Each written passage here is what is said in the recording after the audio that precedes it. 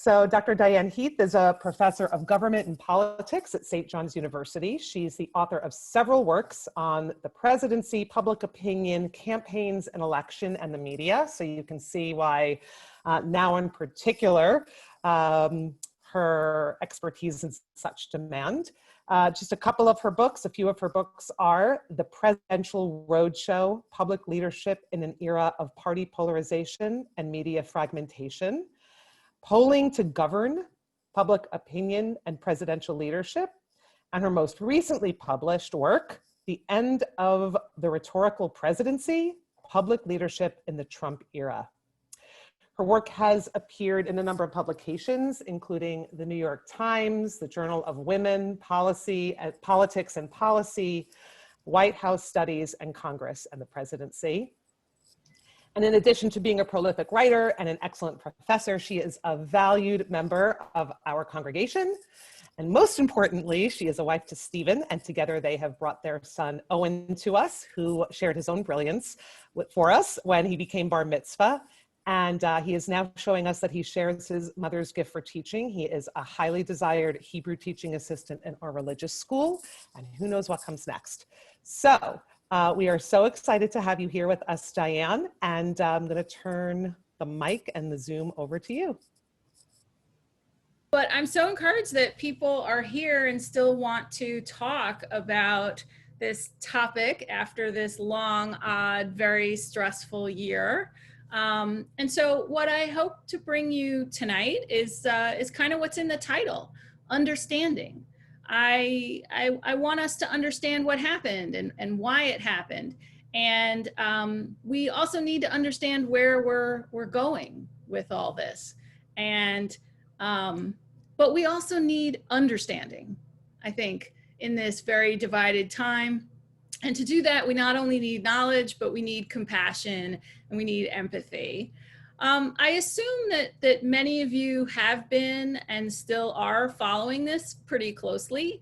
The rest, I would assume, range somewhere between somewhat interested, maybe to crazy interested, bordering on slightly obsessive, with family members perhaps hoping maybe now you'll have something else to talk about at dinner.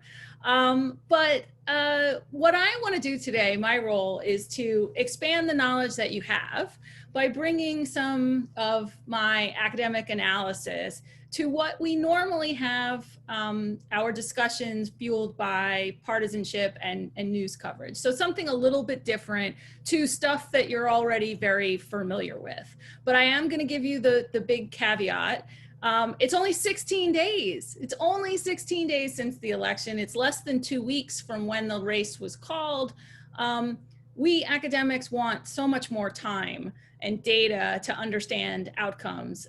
So the explanations and understanding I'm offering here is based on the knowledge we currently have, which is not the whole story. We will flesh out what really happened over time. But with that disclaimer, let's start taking a look at some of this stuff. So where do we stand? Well, where we stand is what everybody has seen. Everybody knows this map. You know, this is from the Washington Post, which I really like because they put these cute little arrows in to tell you which states flipped from 2016, which is helpful. So what can we really learn from looking at this map? Not all that much. It just tells you the outcome. However, if you compare it to 2016, you can start to get a little more of a picture because we can see what changed.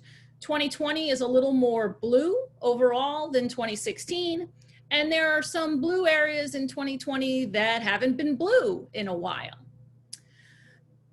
So for another point of reference, here's the last big electoral college win. This is Barack Obama in 2008.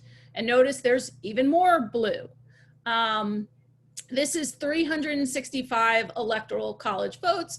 Biden in 2020 and Trump in 2016 got 306. And you can see what the difference looks like to have essentially 60 more electoral college votes. Prior to Trump, the last 3 incumbent presidents won their re-elections.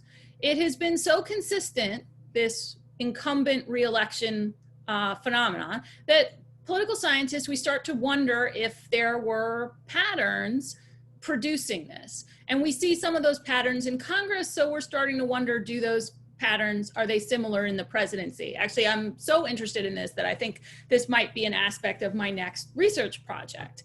And so what do we see from the last 2 incumbent presidents to lose? Well, this is Ronald Reagan in 1980 against Jimmy Carter, the incumbent president. That's obviously a pretty bad map, right? I mean, if people are walking around saying that Trump feels bad, obviously this kind of felt worse, right? Because, I mean, this is a shellacking. The other recent incumbent loss was George W. Bush losing to Clinton and Perot. Perot didn't win any electoral college states, but he did obviously win a lot of votes, and those votes impacted the electoral college outcome. And this map is actually really intriguing in terms of this whole stretch of blue, which Clinton earned, which, you know, we just don't see currently in the electoral maps we've been looking at recently. I'm going to come back to this incumbent loss story. But before I do that, I want to get into more of this focus on the big story, which of course is turnout. Because turnout is really the story beyond the defeat of the incumbent this year about participation. And so my campaigns and elections undergrad class know that I care so much about turnout that I offered them extra credit if overall turnout was above 65%. And they're killing me because we're right on that line and we're possibly a little under. So they actually don't know if they're getting that break yet. So they're a little irritated with me. But still, 64%, 66%, this is up. And it's not as high as I wanted to see. You know, I want to see in my lifetime 80% turnout. I don't know that that's going to happen, but that's what I want to see.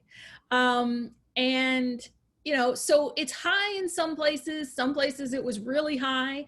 And that's wonderful. Participation is a wonderful thing and should always be encouraged. But we talk about turnout incorrectly in the narratives that have occurred, not just in 2020, but we also did in 2016. And that is this idea that turnout is primarily a Democratic phenomenon.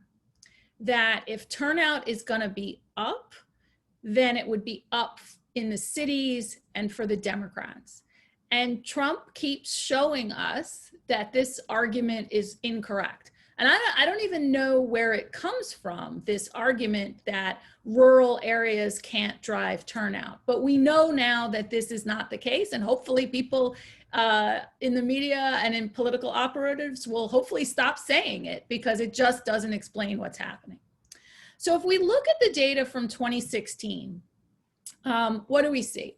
137 million people voted, and this is 60% of what we call the voting eligible population.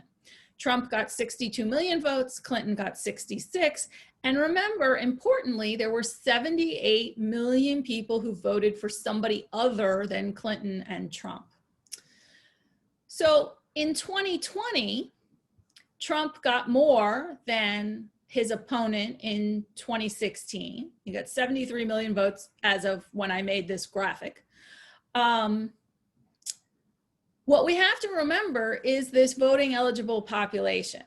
So in 2020, there were 9 million more people eligible to vote due to population growth.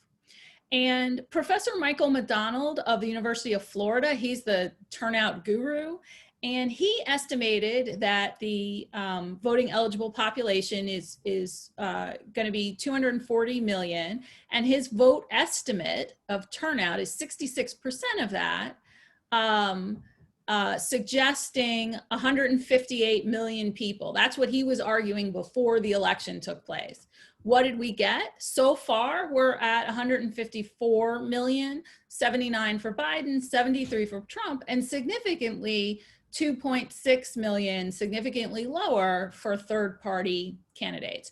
So that's putting us at 64%. So just slightly under his prediction, but pretty close and high. So what's the significance of this? What does this mean? Well, thinking about it in terms of support for the candidates. So 9 million more people were eligible in 2020, but 40% of the voting eligible population in 2016 didn't participate. They stayed on the sidelines. So Trump grew his coalition by at least 8 million people, which seems like a lot considering everything that was going on. But where did that growth come from? He could have pulled from the Clinton voters. He could have pulled from the 8 million increase in ineligible voters. And he also could have pulled for the 8 million who voted for the third party candidate on top of all the people who didn't vote in 2016. So Trump earned a lot more than anybody in the media narrative expected, but obviously not as many as were available for him to win.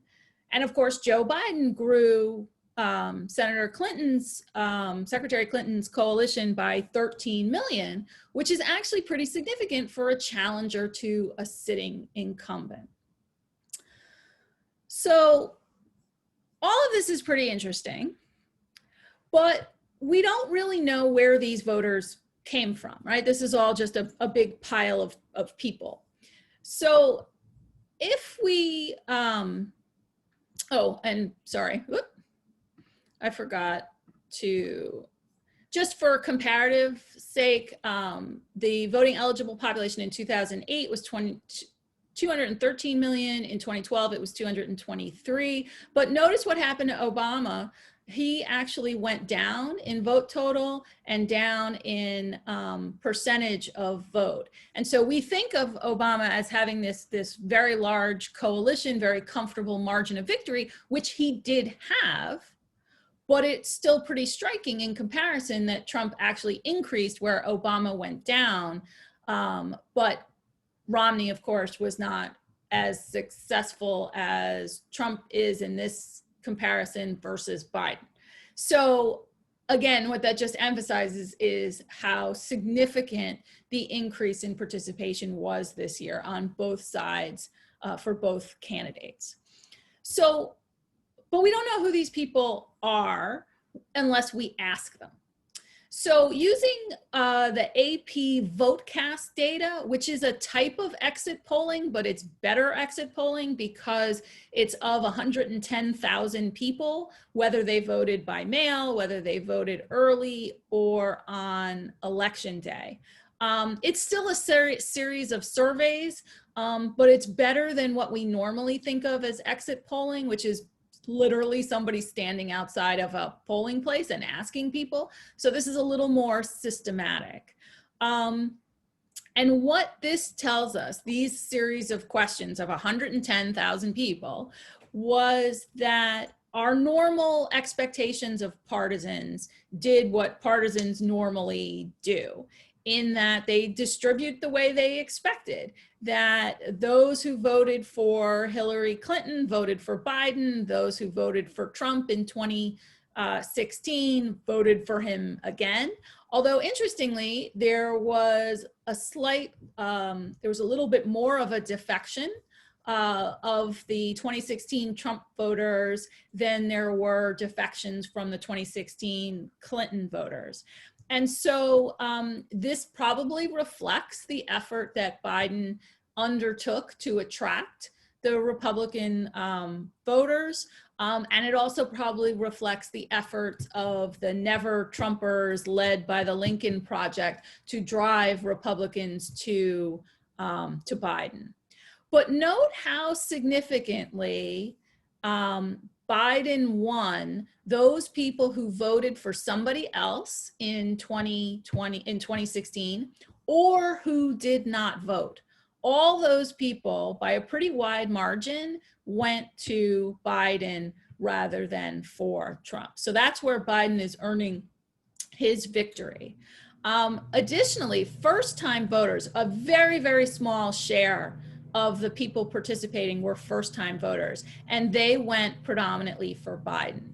But what that tells us is that the upsurge in voting is not from first-time voters, it's from occasional voters, people who decide at some point in time to participate or not participate, and something about 2020 drove them to participate, and that those people broke for Biden rather than Trump based on the polling data. So, and again, for an incumbent race, this is pretty extraordinary. More people voted, a greater percentage of the voting population voted, and again, so few went to the third party, indicating there were very few people who thought they could waste their vote on some sort of expression, the way a lot of people were articulating they were doing in 2016.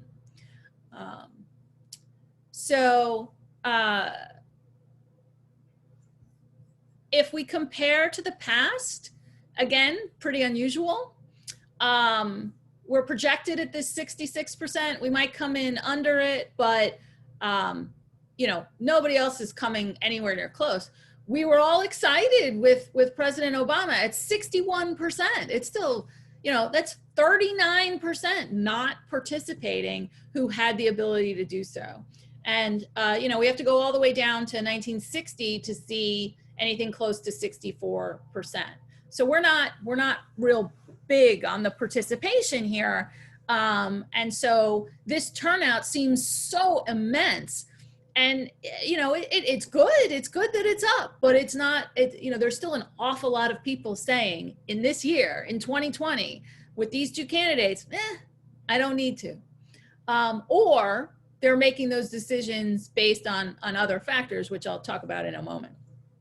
So this data, though, all of this data is still kind of flat in trying to understand what's going on, because this is all just volume. So let's try to look at it from some different perspectives. And there's so many wonderful infographics out there in the world.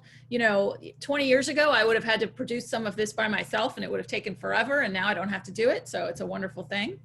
So this is from the Cook Political Report. And so the vote totals are off because this is older. And then they very irritatingly take it down and don't update it. So, so everything here is just more with the current votes now. But what we see here is this is the differential from 2016. And so the legend here shows the darker the blue is the gain in Democrats, for the Democrats, and the darker the red is the gain for Republicans. And so very few states got redder. And that again explains the fact that Biden won. Of course, very interesting for us New Yorkers, look at one of the states that did get redder. It's not to say that New York is red, it got redder, but that's a really important point to make, that we believe, you know, that New York is blue and it's infallibly blue. It's always blue. It's blue because of who turns out and how they vote. If people's behavior changes, we could easily be red.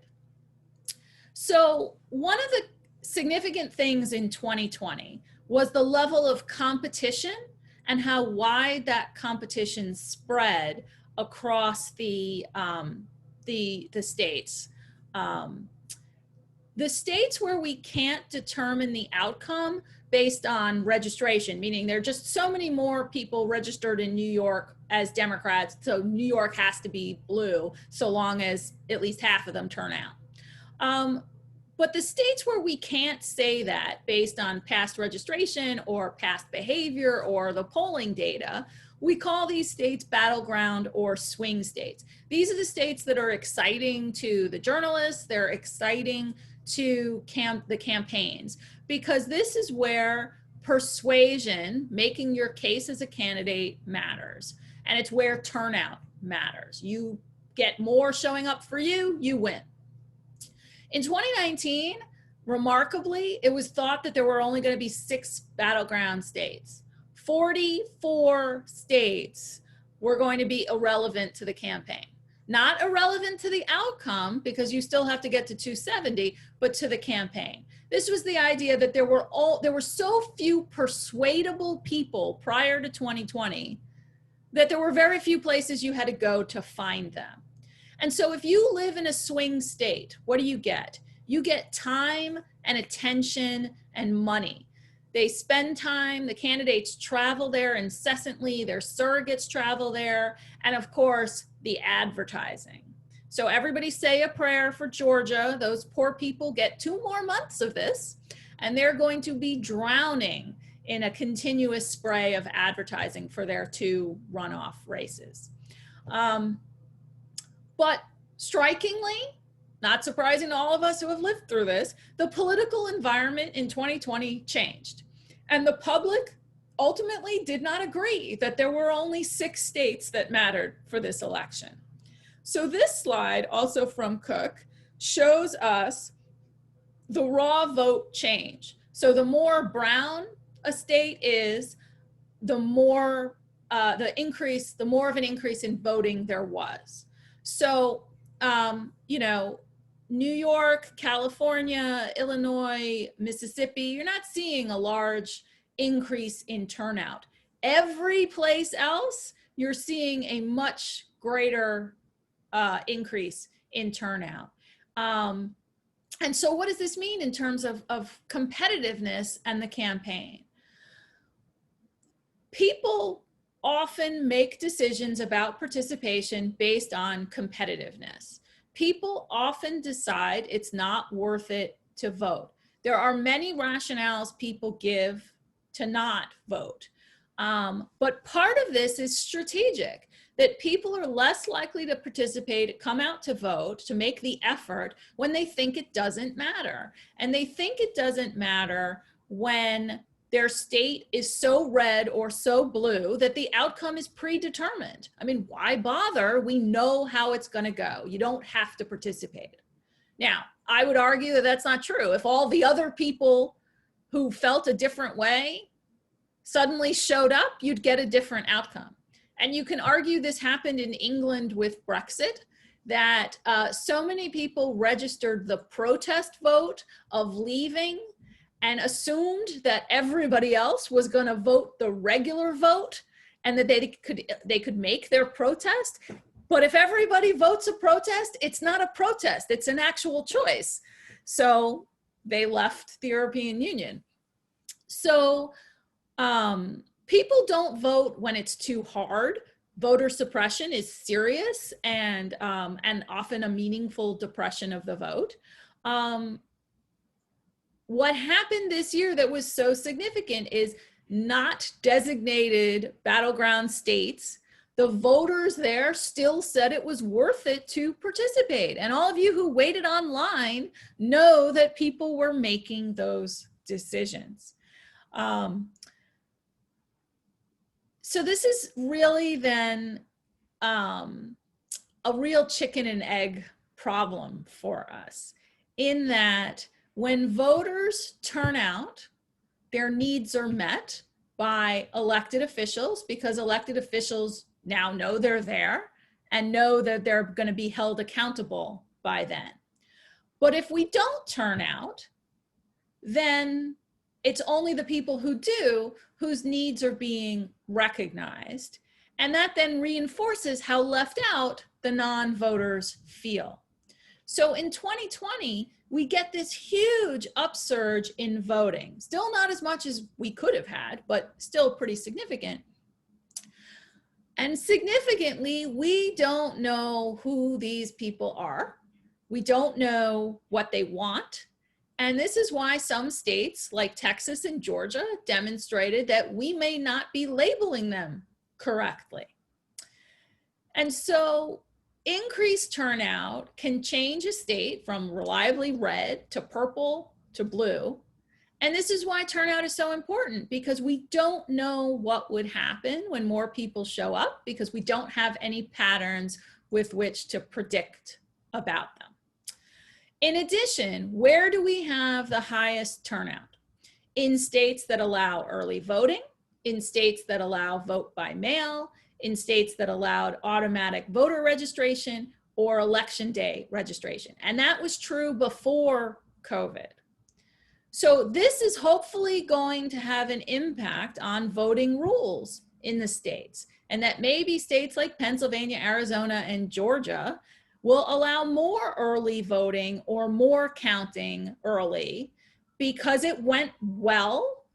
We have no reports of voter fraud or problems, or very few. But what's important to note here is that making it easier increases turnout. And we've seen this year. More importantly, from my perspective, this is great for the future because voting becomes habitual. Despite what I said earlier about the fact that a lot of the increase was from occasional voters, what we do know is voting at all makes you more likely to participate. We know that once people start voting, they tend to continue to do so. So maybe this is a pattern for the future. Don't know, maybe not. That'll really break down how much this was a one-off election about a single individual, or it's really about an agenda going forward. So part of this turnout narrative also included the idea of a blue wave, that there was going to be such a repudiation of Trump, such a repudiation of the Republicans, of everything, that that everything was turning blue. I mean, I think people got a little crazy about those ideas, but well, if you look at this data from the New York Times, and I hate this map because they do it with these stupid little blue arrows. What I like is you can do a much better map with little boxes, which they don't do, or they haven't done yet, possibly because they don't have the data. But what they're showing here is blue shift in the presidential vote, or red shift. So the increasing arrow is meant to show the expansion of support. And so you can sort of see the spread of the increase of the Biden vote. If there was a wave, this wouldn't just be at the presidential level, it would be down the ballot, the totality of the election. And if you look down the ballot, that's where we see Republicans doing well. And so what we are wondering, if we're seeing the return of the split ticket, which we have not seen a lot of in recent years in our polarized partisan era. So what we could potentially interpret from this is that the repudiation of Trump as president was about not trusting him personally, but then also not trusting Biden with unified government, a Democratic House and a Democratic Senate. In effect, shackling Biden to prevent what we call transformational leadership. We know that when you have unified government, you're more likely to get big policy change.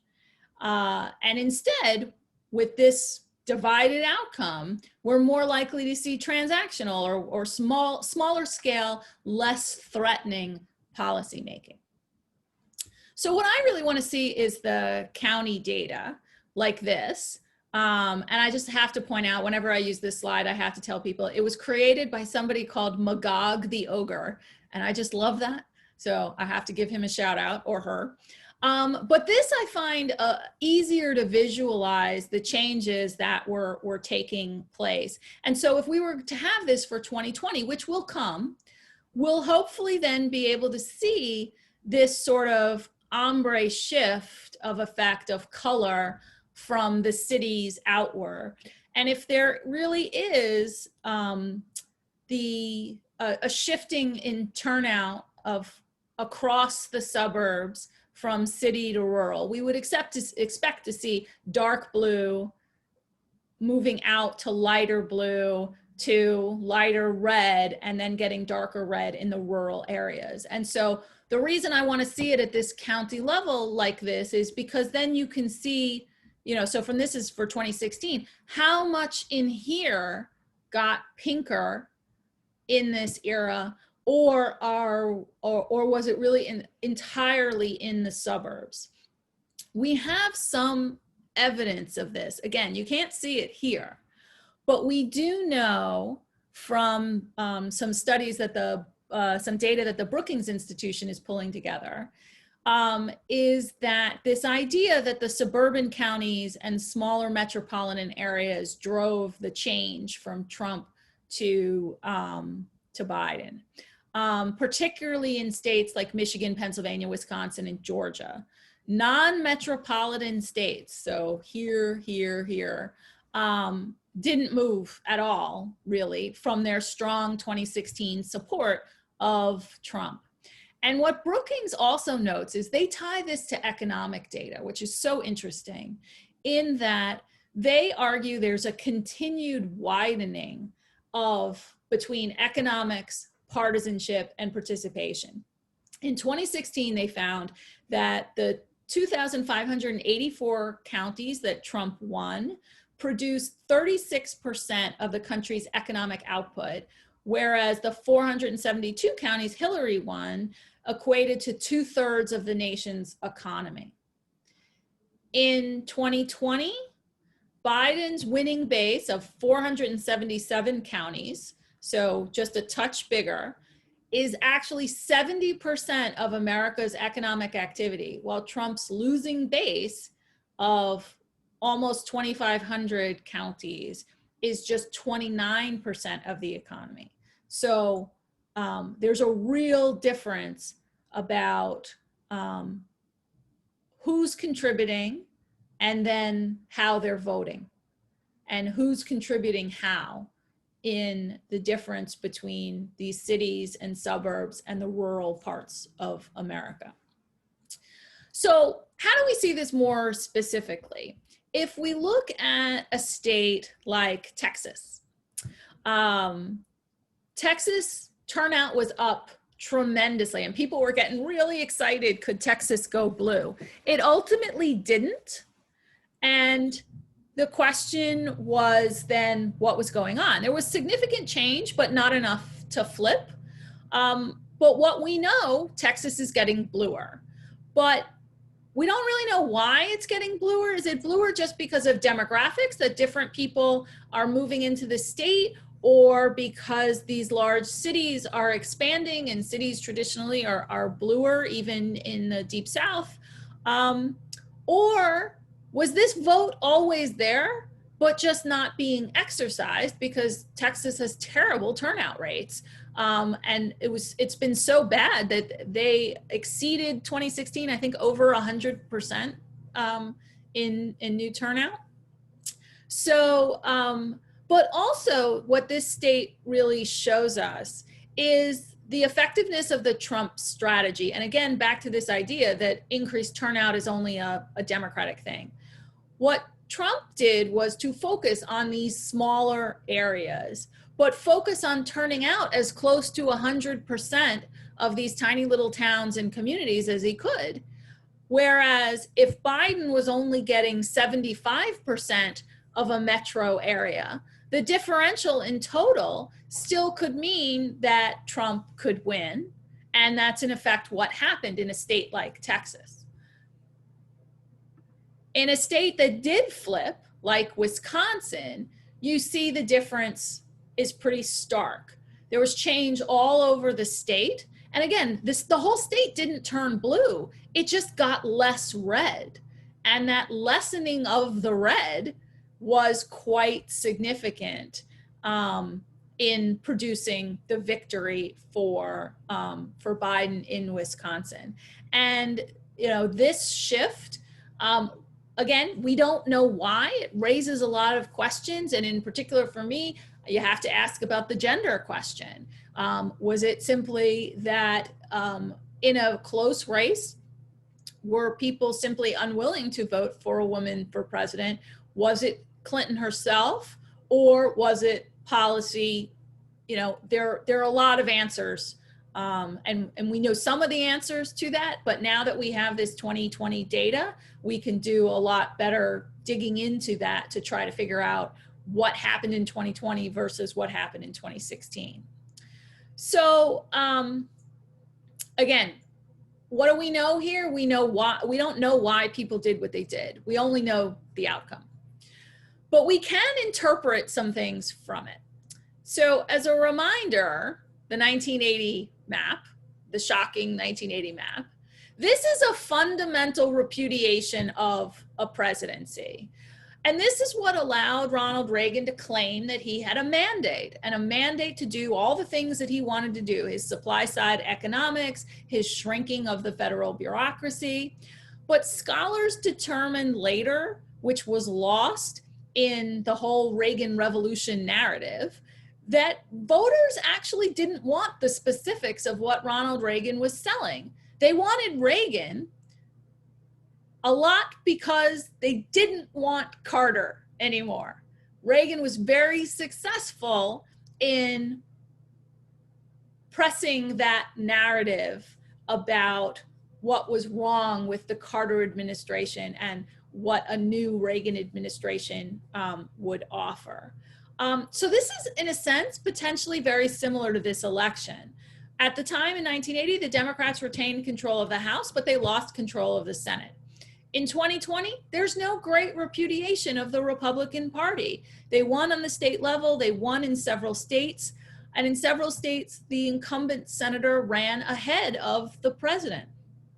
So to me, you know, there's some similarities here with 1980, although obviously not on this scale, and not similar to what happened in 1992, because again, it seems like it was a lot more about Trump personally, but not about Trump's policies.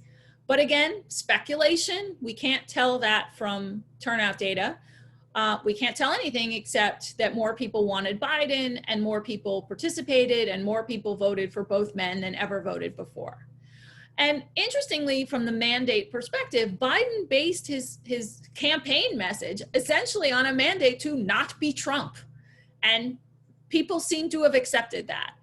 All incoming presidents claim to have a mandate for action, but I think Biden's is going to end up being a little vaguer than normal, because what did he say he was going to do? I mean, they have tons of plans on his website, and he campaigned about the economy and stuff, but he literally really campaigned on, I'm just not going to be that.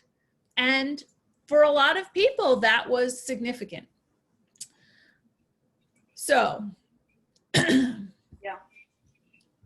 Anybody know what this is a map of? If you're fans of Saturday Night Live, you might have already seen this thing that I'm not the only one who's noticed this.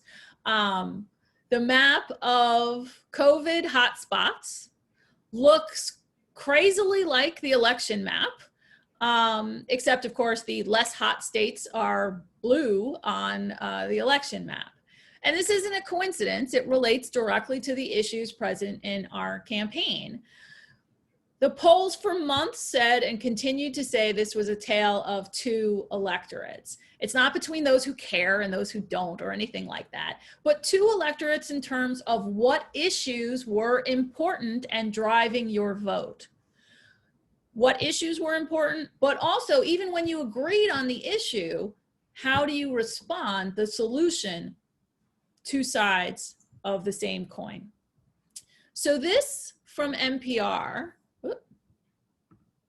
shows how powerful the difference is between these two electorates. States where COVID is surging overwhelmingly voted for Trump.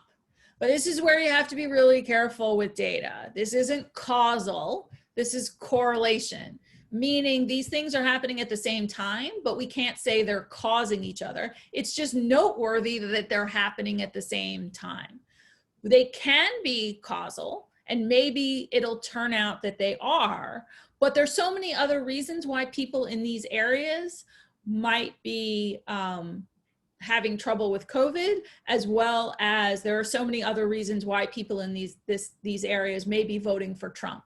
We just don't know yet how many of these things sort of go together, but it is really striking. And we see this when we ask people about how significant COVID was, because COVID was significant to people who voted for Biden. The people who voted for Trump thought the economy was much more important. And what is so interesting here is that these two things, COVID and the economy, were separated. That for the Trump voters, they were not part of the same conversation. And for the Biden voters, they were when the economy was an issue for them.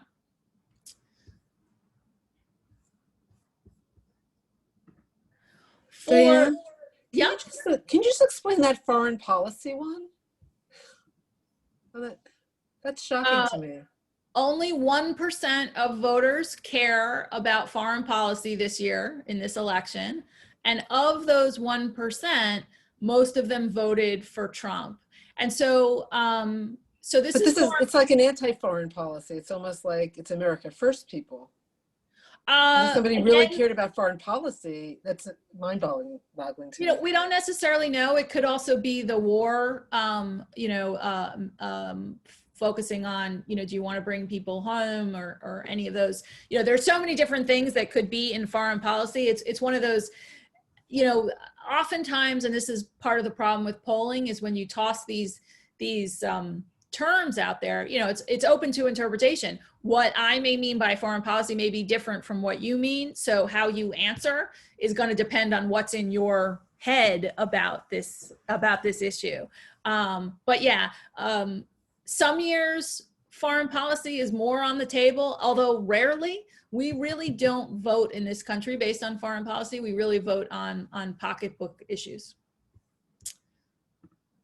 So coronavirus, again, really interesting. Those who think the coronavirus is under control, 91% of those voted for Trump. Now, it's only 19% in this survey think it's under control, but almost 50% believe it's mostly under control or somewhat under control. And again, those people all voted for Trump. Yet remember, the other graph showed that it's surging in the places where people voted for Trump. So the circle isn't squaring here with this. This is worrying to political scientists and probably to health professionals as well, that how we understand what's going on in with the virus and how it's being handled, the messaging. This is something I just wrote an article about it a couple of months ago. The president's messaging and the information and the differences in terms of partisanship and where you get your information from and how that has influenced pandemic behavior is very startling. And we're really paying a lot of attention to it because we've not had this opportunity to study something as it's sort of rolling out, showing the differences of media behavior. So all of this issues, all of these are important, and we're going to learn more about it. And I think that turnout is probably one of the most significant things.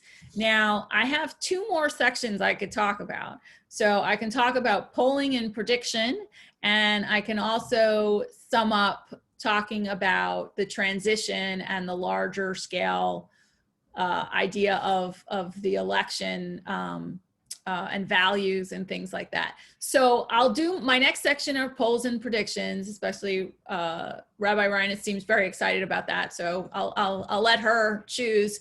So I'll go through that, but I think I'll stop before my last section and then let people ask questions. And then if we still have time, I can speak more to the transition if people want me to. So, and this is a big a thing for me. A lot of my research is on polling and the role of public opinion, and And so I pay a lot of attention to it. And there's a lot of energy and time spent in political science predicting election outcomes. And they do this based on what are called the fundamentals. And, you know, these are things like incumbents with a good economy are usually reelected. What did Trump have? He had a bad economy. He had the economic shock of COVID.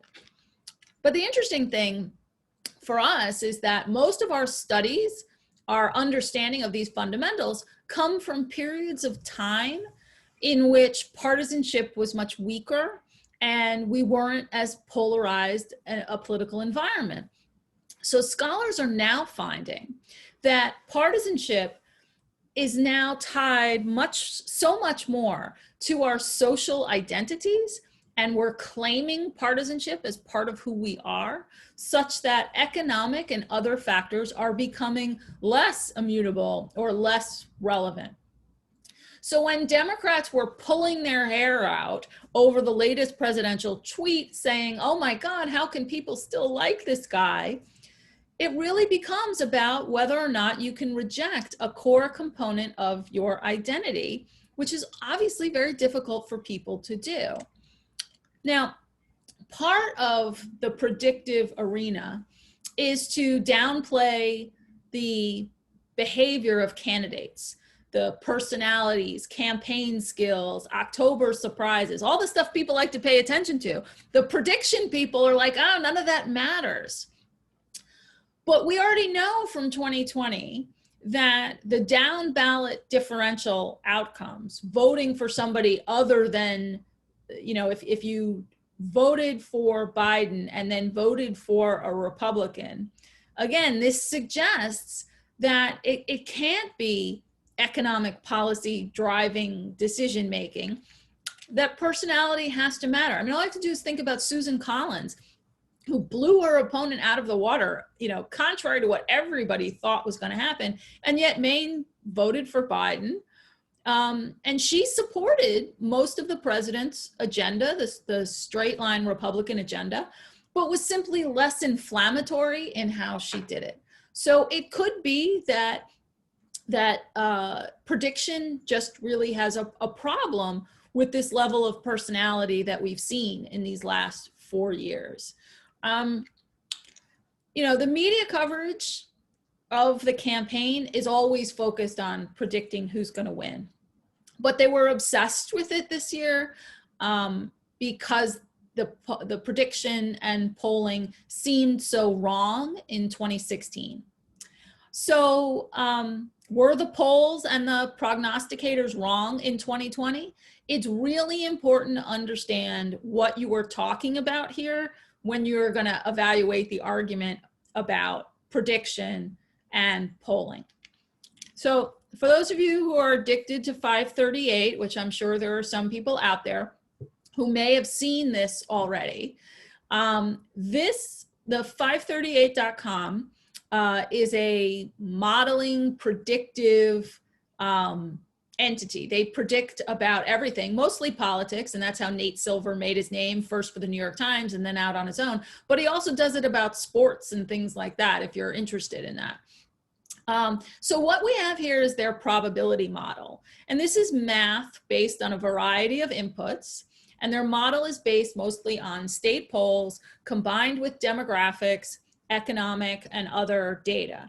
And so what they would do here is predict out of 100 times, how many times and ways does Biden or Trump win?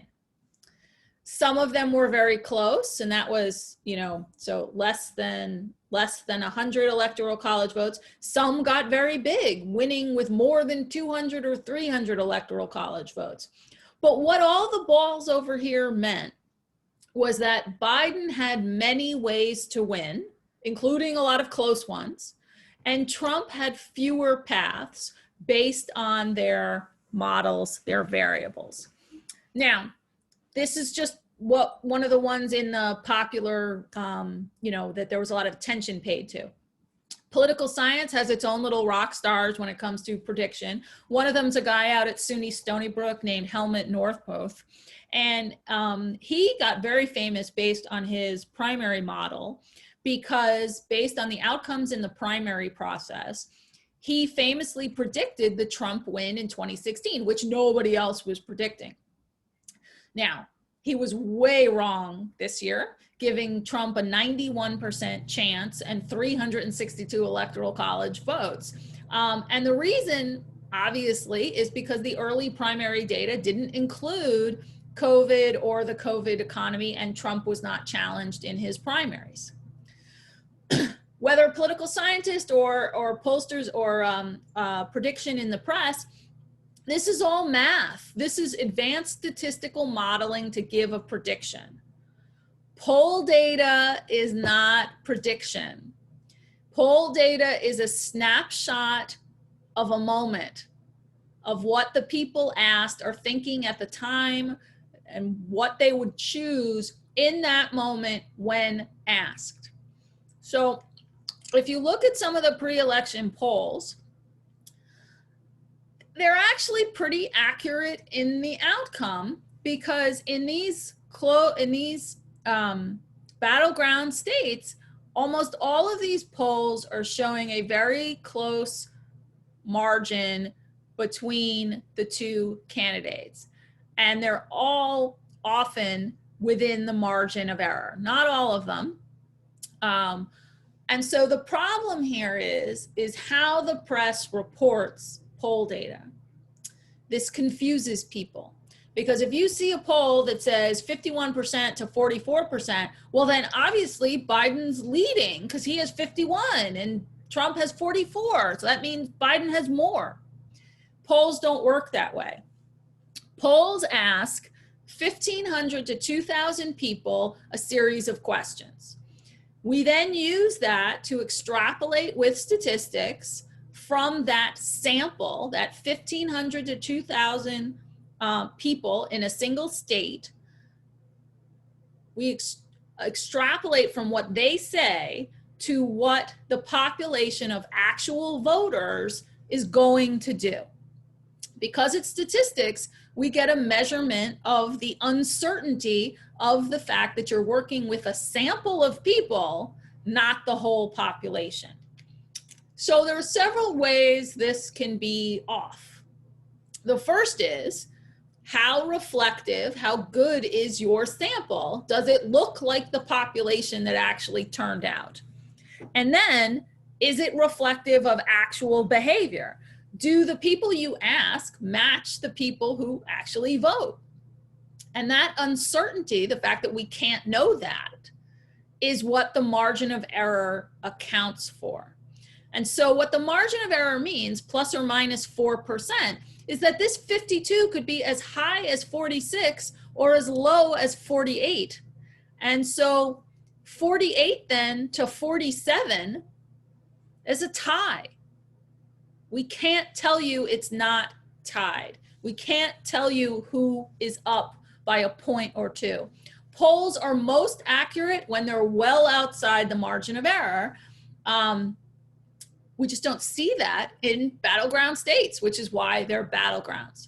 So if you're within the margin of error, we don't know what is going to happen. And unless we're told that as people watching the news, we don't know, we don't understand that. Not enough people understand that it's literally too close to call, that you can't be confident unless there's a much wider spread. And so if you look where I've noted the winner of the state, you'll notice that none of the candidates were really up by all that much. In some of them they were up, but again, it's still close, and all those states were close. It's easier to get national polls right in comparison to state polls, because it's easier to get a relatively accurate sample with a larger population, as opposed to what happens in the states where they're more, the error is a lot more, it's influenced a lot more by who actually turns out, whereas the size of the United States as a whole and the size of the voting eligible population sort of smooths that error out. And so not understanding that polls do not predict is why people are always asking, what's wrong with the polls? Not understanding the way polls work is also part of the reason why people are asking what's wrong with them. But some of the question and frustration clearly comes from what went wrong in 2016, where if you guys remember that stupid meter on the cover of the New York Times, which I actually think they should have their license revoked for having that thing on there, is people actually believed, she had a 95% chance of winning. And then, you wake up the next day and somebody else won. So people were like, what happened? Nate Silver at 538 did a wonderful breakdown of it back then. And what he found out is it came down to the fact that Clinton underperformed her polls and Trump overperformed his, meaning fewer people turned out than the Clinton polls said they would, and more Trump people turned out than the Trump polls said that they would. So the postmortem on the 2020 election polls has begun. And what we know so far is that pollsters continue to have a problem understanding Trump voters. And they continue to make the mistakes in the same direction. So they haven't fixed what the problem was in 2016, even though they thought they did, just by focusing on the levels of education. Because if you remember, 2016 was all about the angry white voter with no college.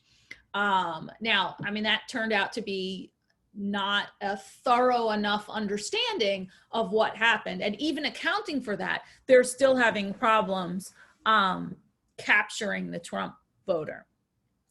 And the reason for that is pollsters cannot account for what they don't know, and increased turnout reflects unknown, unidentified voters. We don't know what they want because they haven't shown it to us before, or they've shown it to us infrequently. And pollsters also are having a great deal of trouble with the fact that large swaths of the public do not want to talk to them. And so if they can't get people to talk to them, if the only people who talk to them are the people who are at home, and maybe people are at home because they were older and younger people were all out at work. Well, now it's a pandemic. Maybe they're only able to get a hold of people who are at home because they can work from home, as opposed to having a job that refuses to allow that. So there were a lot of reasons why we might have been getting bad samples, not effectively indicating the population. Now, Silver thinks the election polling error is going to wind up being normal by historical standards, that final polls typically miss by around 3 points in presidential elections. But he goes on to note, and I'm going to quote this, in any case, Biden's ability to survive a polling error of the size that sank Clinton was precisely the reason he was a fairly heavy favorite in our forecast. Biden won several states, Georgia, Wisconsin, Pennsylvania, and Arizona, by margins that will probably be between 0 and 2 percentage points. In contrast to Clinton, who lost Wisconsin, Michigan, Pennsylvania, and Florida by margins of 1 percentage point or less. And the polls can't see that, or they can't see it well. Okay, so this is where I can stop and answer some questions, or I can keep going and talk about values. So I don't know who wants to choose that. I'm going to suggest that you keep going. Well, okay, let me pause for a second. I mean, if anyone has questions right now and they want to unmute and just kind of shout it out, feel free. I have a question, a quick question. On the New York Times map, Diane, with the arrows, does the direction indicate a drift one way or the other, or is it just, I don't know what? It was both color and size of the arrow. And I think they also, the direction was, I think, to emphasize the color. So I think all the Republican arrows are going one way and all the Democratic arrows are going the other way.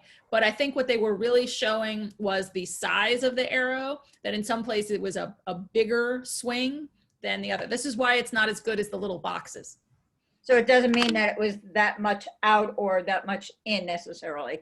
Like the blue say if the blue was going left, doesn't mean that that was a decrease in the. No, they were showing that by the size of the arrow. Okay, thank you. Does anyone else have a question? Jolie? Yeah, well, I'm just gonna, what's going on now since the election so ties in with your topic from last time. I really would like you to expand on it in terms of presidential rhetoric, but like it goes so far beyond rhetoric that we have a president that is not only inciting people to, or trying to sow doubt about legitimacy of the election, but today's news was that he's actually inviting Michigan state legislators to the White House, which to me is almost like election tampering, like he's attempting to tamper with the results of an election. And I was just wondering, I mean, I know we don't know what this means for the future yet, but is there anything you can extrapolate from this based on things that have happened in the past? I mean, it just seems so unprecedented. So basically you want me to go back to what I was going to say. Yeah, please. I was going to talk about this. So, all right. Does anybody have a question about the stuff that I already talked about? And then I'll talk about this because I sort of suspected that people would be interested in it. All right. Okay. So, all right. So most of what I was just talking about is sort of this inside baseball kind of stuff, in that it's really about the specifics of our behavior in the election. But there's a larger picture, there's a bigger picture, and that is the purpose of elections. And, the purpose of elections is obvious, right? It's to fill the government with elected officials. But those elected officials, they pursue an agenda and they commit the nation to policy action. But there's another layer to this, and this is the role that our elections play in supporting our democracy and extending our American values. Scholars highlight 3 core values that our campaigns and elections must reflect. We must have free choice, we must have equality, and we must have deliberation. So for free choice, elections have to have 2 candidates, and there can be no intimidation, no manipulation, and no coercion of citizens trying to vote. On the equality side of things, votes of citizens must have an equal impact on outcomes. All candidates should be able to disseminate similar amounts of information and have similar reach. And the rules governing elections must apply equally to all. For deliberation, candidates and citizens must have opportunities to engage and discuss. Citizens must have a high volume of information from a diverse range of sources. Candidates must offer reasons for their positions, and it must be okay for candidates to criticize each other. So these values can obviously compete with each other. So there are always trade-offs. But in 2020, I think we can argue that these values have been under attack and weakened by virtue of actions by candidates, by foreign governments, or as a byproduct of the routine business practices of the media. But we've also seen efforts encouraging and allowing for free choice and equality, especially as voters and officials fought for people to participate safely during the pandemic. What can we do to guarantee or to improve options for free choice, equality, and deliberation? There are many options, particularly about inequality. We can publicly finance campaigns. We can make campaign donations anonymous. We can adopt the national popular vote. We can reform redistricting. We can make administration of elections neutral. We can require free airtime for candidates. Whether we do any of these things, of course, is dependent on the people we just elected, but also by our continued participation and attention to the values embedded in our electoral process.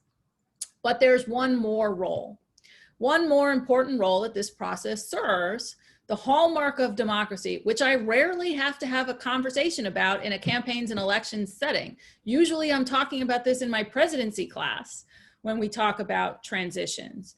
But the peaceful transfer of power is the hallmark of any democracy.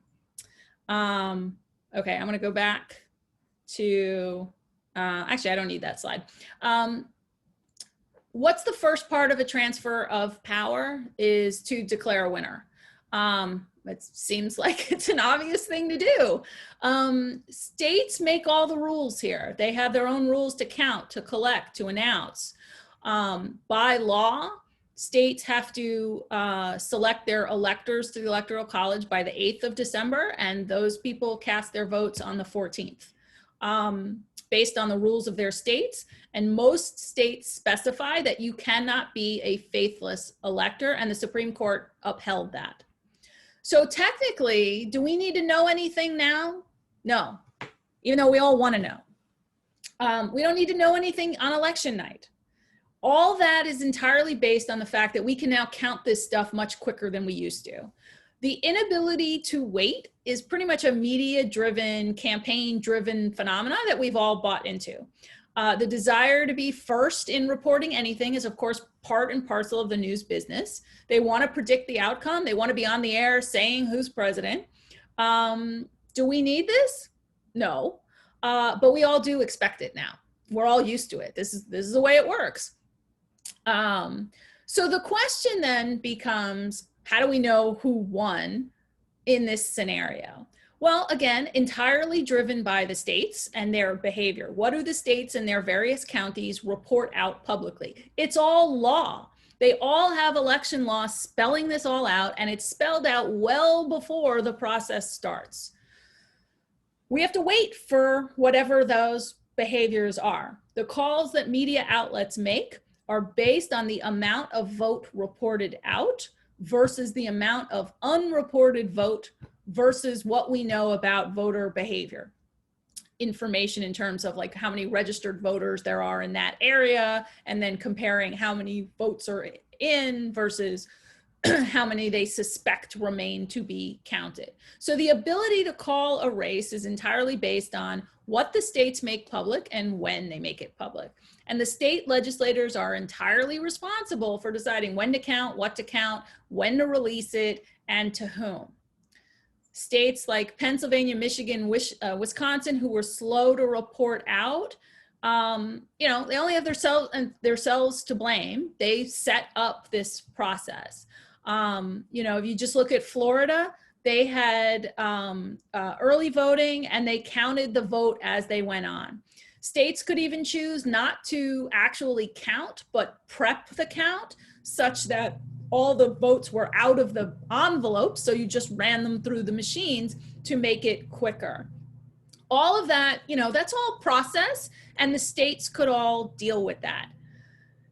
None of those delays, and remember, it was only a week for us to find out about Pennsylvania, Arizona, Michigan, and Wisconsin, and it took a little longer in Georgia. It was only a week. None of these things are meaningful or would have ever been meaningful if not for Donald Trump and the Trumpian approach to politics that we've been living with for the past four years. President Trump started us down this path as he, if you just think back to how he inserted himself on the national stage, it was about President Obama and his birth certificate. And as a celebrity figure, Donald Trump understood something very well. If you simply repeat something often enough, you can get enough people to believe it and trust it to cast doubt. And on top of that, Trump was relentless in the last 4 years about the fake news and the idea that they are irresponsible in their reporting. And in 2018, Leslie Stahl reports asking Trump why he's so relentless in attacking the press. And he said, you know why I do it? I do it to discredit you all and demean you all, so that when you write negative stories about me, no one will believe you. And he was right. It worked. I note in my book, it was a totally unprecedented communications strategy from the president. And he changed that entire office in terms of how the president communicates with the public. And you know what? It worked for him. It worked for him all the way through impeachment in terms of dominating the message. There's a whole other conversation, a whole other lecture I can give you on whether it worked in terms of what presidents used to use public relations for. But he was very effective in managing how people responded to him or were forced to be attentive to him. And it all worked well up until COVID, when confronted with the reality of COVID. And I have a new article, hopefully out eventually, focused on this, about his messaging and the approach to messaging. But what was significant here is that the strategy, even when confronted with the reality on the ground of people dying and hospitals overrun and tents filled with people that we in New York were familiar with in March, and now people in the rest of the country are now experiencing this. It was effective enough such that some 30%, according to the latest poll, actually believe him when he tweets that he won, or that there's fraud, or that the election would be thrown out, despite all the evidence to the contrary from Democratic and Republican secretaries of state saying, no, this is not true. So despite all the evidence to the contrary, there are 30% who believe what he says. The continued repeating of unsubstantiated claims has always been problematic, but it's so much more problematic in an election context, because he's essentially asserting that he could only lose by fraudulent means, that he could not actually be beaten. This is a dangerous narrative. This is destructive to democracy and to the very idea of elections themselves. And we should be worried about how many people really believe that and believe him, while all these people are saying that it's safe. The good news, the counter to this, is that democracy is working.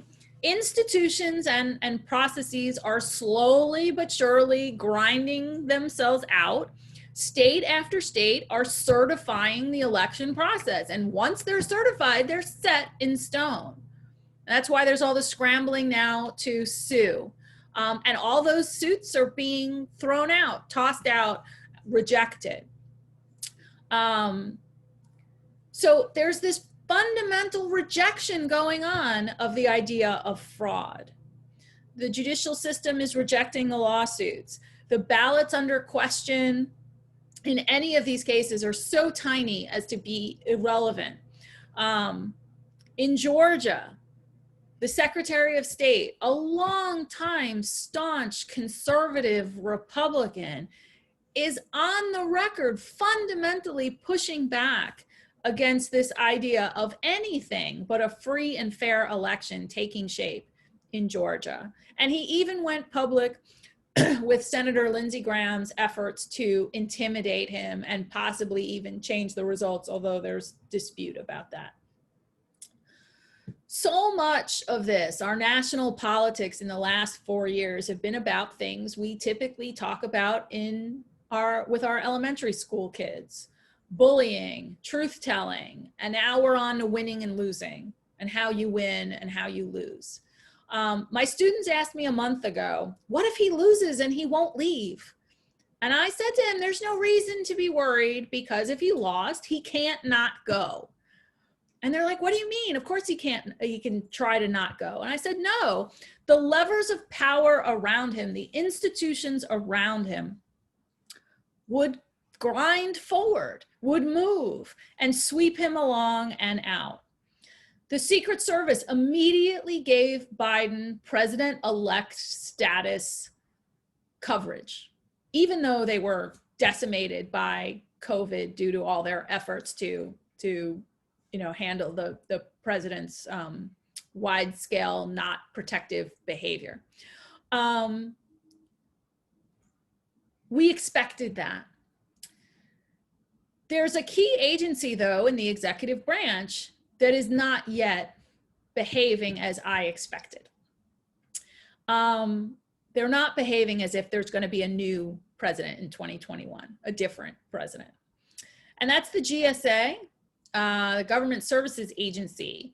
They're not executing right now the 1963 Presidential Transition Act, which is an act designed to transition from one president to another. And this act has been amended in bipartisan fashion multiple times since 1963 to account for all sorts of elections and all sorts of transitions, all designed around the single most important point of that democratic transfer of power.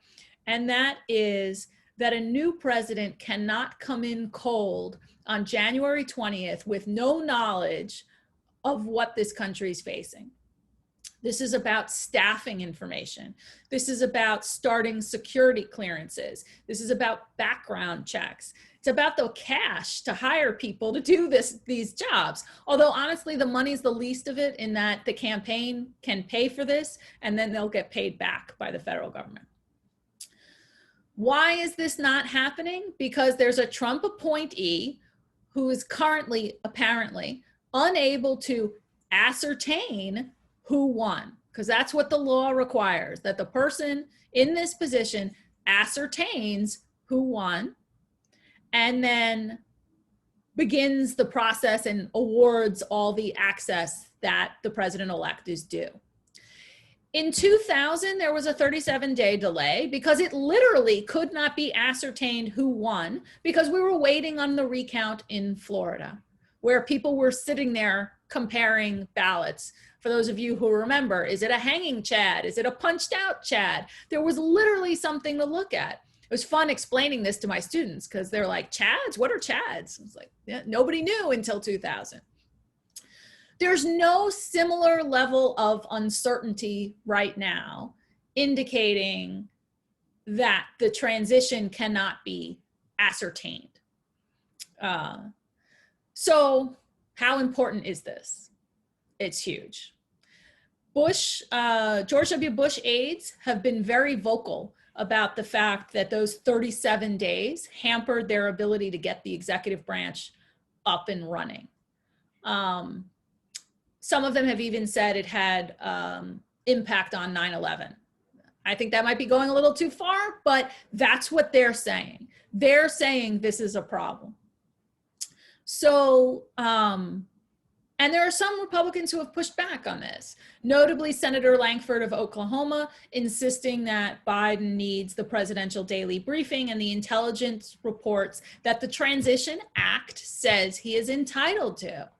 The slow recognition by the Republicans and by Trump of President-elect Biden's win is not tacky or just evidence of being a sore loser. It's destructive, because people are internalizing a lack of trust in our election process because of this delay. Despite it being the safest process we could make in the aftermath of the election of 2016 and in the midst of a pandemic, and we can thank, apparently, a guy named Christopher Krebs, who is director of Homeland Security's election cybersecurity efforts.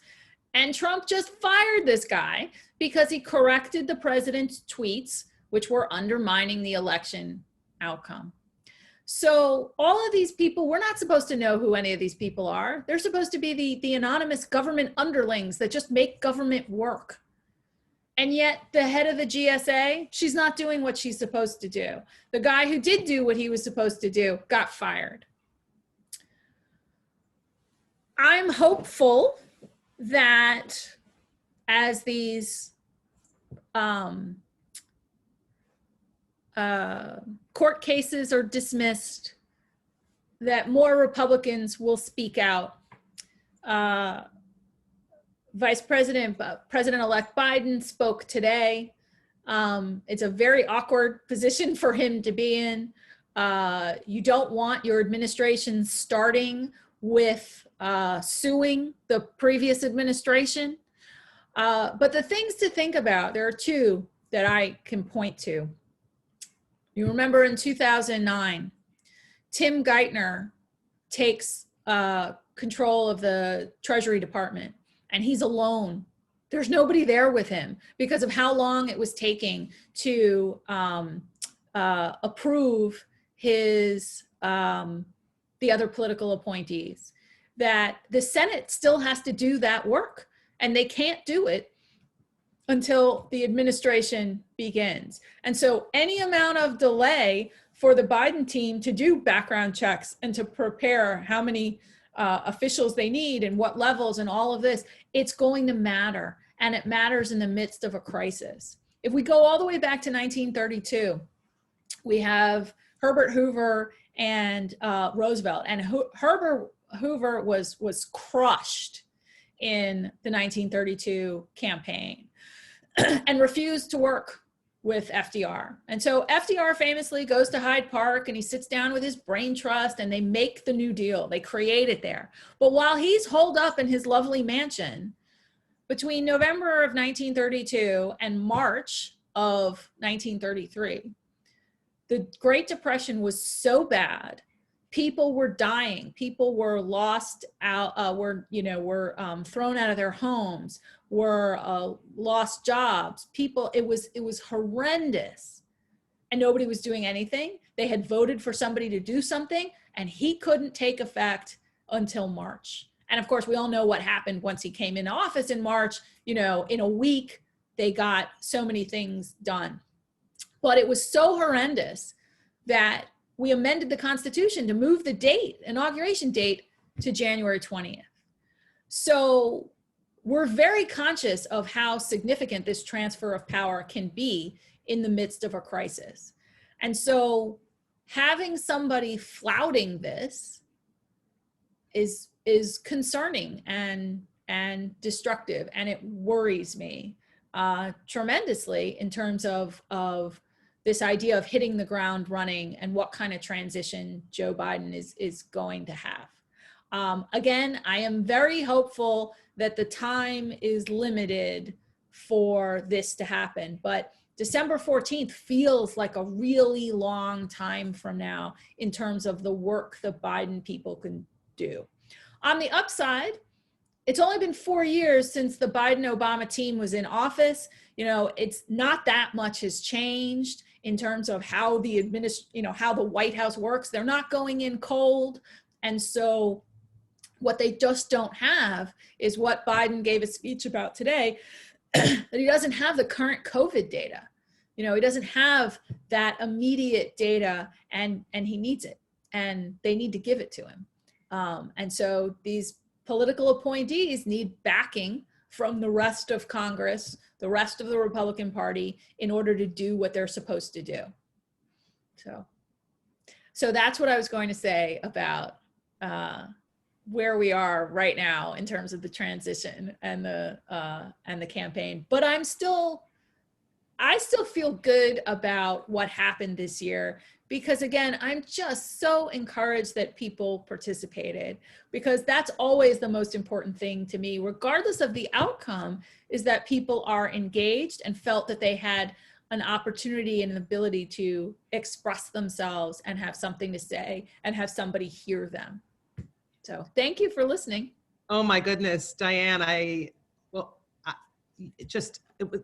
was so rich, as you always do. You provide us with so much, and I really want to thank you. You have given so much of your expertise and your knowledge and your energy and your time at the end of an incredibly long day for you, and I know at the end of an incredibly long season that is still continuing for you.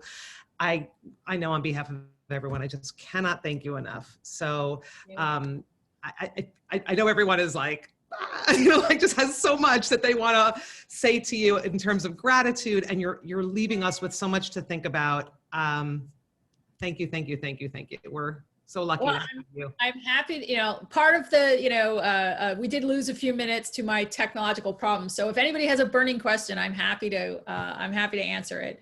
And I'm always happy to come back. Clearly I can just keep talking. So Diane, where and when will your article be out?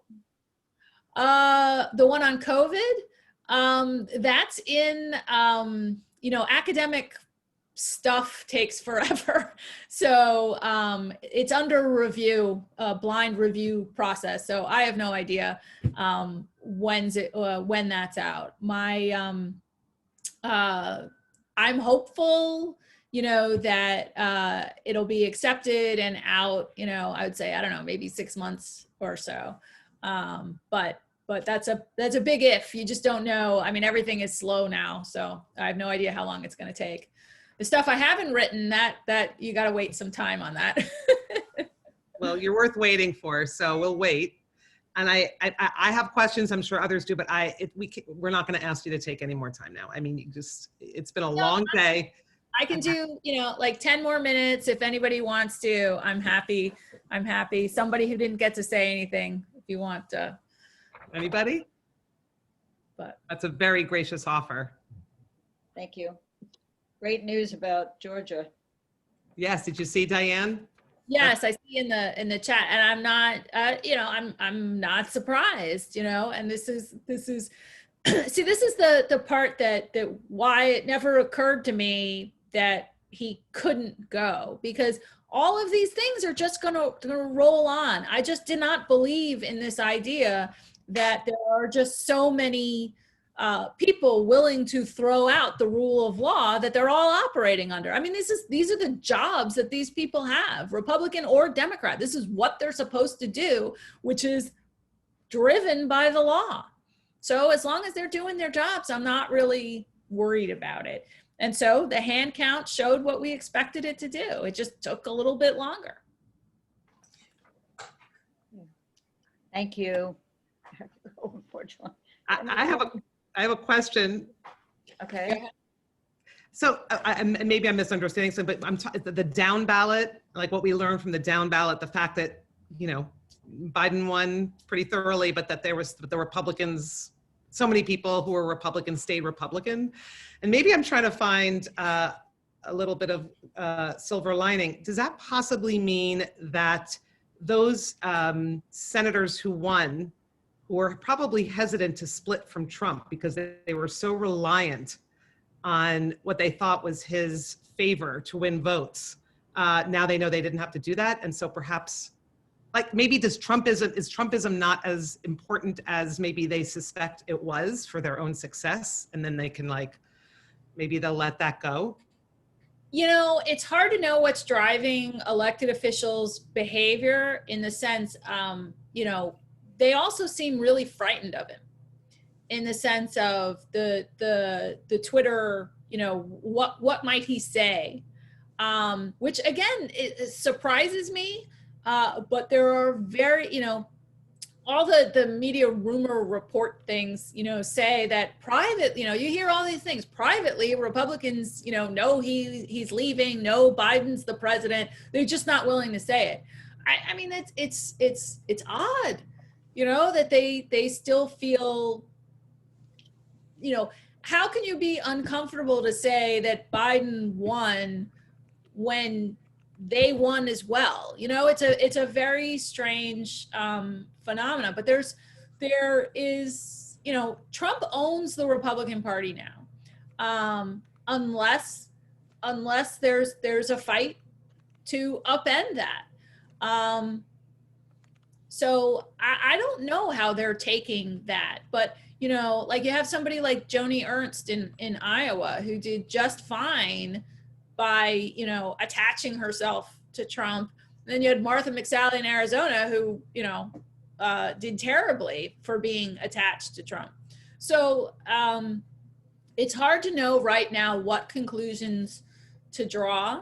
And certainly there's a lot of conversation going on about, the increase in African-American support for Trump, the increase in Hispanic support for Trump, where this comes from, but we don't actually know how much that is, you know? And so, and we don't know how much his, you know, 71 million was for him, was against the Democrats, you know, I mean, all of this stuff has to be teased out and pulled apart, and we have to be really wary of media narratives in the immediate aftermath, because they sound good, but they don't always hold.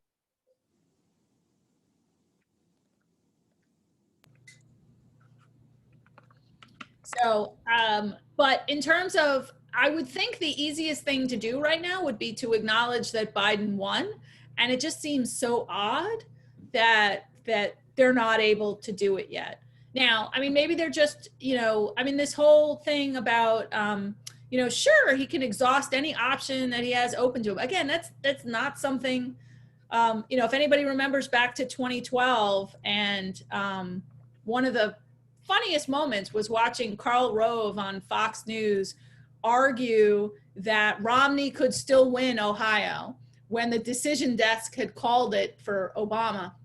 And that was the famous scene where, what's her name? Megyn Kelly?